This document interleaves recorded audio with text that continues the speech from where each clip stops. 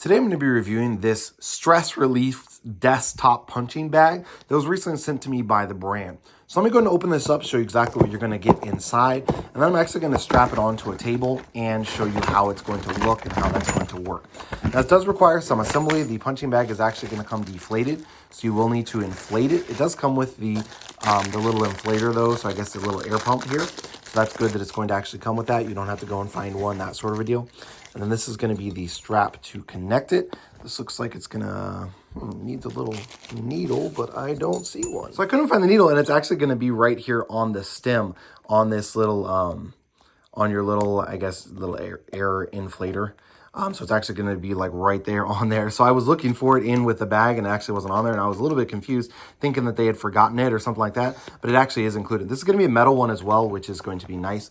So you're just going to get it wet before you slide it down in there, just like when you're airing up any sort of basketball or anything like that. And then you're just going to go ahead and put the air inside of this punching bag. So let me go and do that. All right, you went ahead and got that inflated. One thing I did want to mention about the inflation process is you do want to make sure the needle goes all of the way in. So if you just have it in a little bit, it's going to be harder to inflate. If you shove it all of the way in, you should hear it making noise like that once you've got some air inside. And that means you have it all of the way into there. And so then you're going to be able to pump the air into it a lot easier. Whereas if you don't have it all the way in, then only half of the air is going to be going in. Now, there's two basic options for this when you set it up. So the first one is you're going to just be putting the spring onto here. There's no instructions on this, so just kind of had to look at it and figure out exactly what it is. So it'd be nice if there were some basic instructions, but not too terribly difficult to figure out.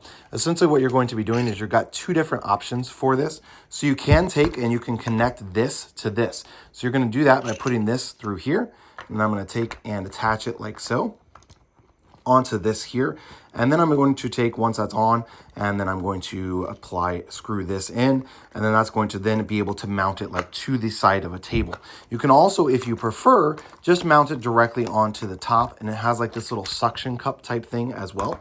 So again, I'm just going to take and I'm going to kind of spin this right onto here and attach it like so. And so that's just going to spin all of the way on like that. And then I can take it and I can stick it to something and then hit this little punching bag. So let me go ahead and put this onto a table, see how well it sticks, see how well it works. So to put this onto like a table or a desk using the suction, you're quite literally just going to smash it down like so, and then it should stick really well. So you can see here, I can easily hit that and it is not going to go anyway. Sorry about the movement there on the camera, but it's actually staying pretty solid there. Now, one thing you will have to keep in mind is make sure not to hit down here where it's going to be hard, but it is going to stay pretty hard even with all of that bouncing. You can hit it back and forth like that sort of a deal. Now to take it off, all you have to do is just pull up on the edge of this and it easily pops right off and no damage is going to be done to the desk or table or whatever. Now then, of course, you could connect it to like, say, the side of the table if you wanted to, using that other one. But truthfully, the suction cup is, to me, a better option just because then you don't have that metal that's going to be onto here. It is pretty loud when you attach it, just something to keep in mind. You might not have to smash it down that hard, so you could probably do it like that. Yeah, you can. So you don't have to smack it like that. You can just put it down on top like so, and then just push it down, and that gives it that same suction power. So really pleased with that. I was kind of expecting it to come off pretty easily, but it's gonna have some really good suction on it. So it works really, really well to stay on no matter which way you do it. If you slam it down and make it louder, or if you just kind of, put it down where it just kind of, you go on top and then just push down like so, it does have some really good staying power on that little suction cup. So overall, definitely a pretty cool product, use at the desk or at your house or that sort of a deal.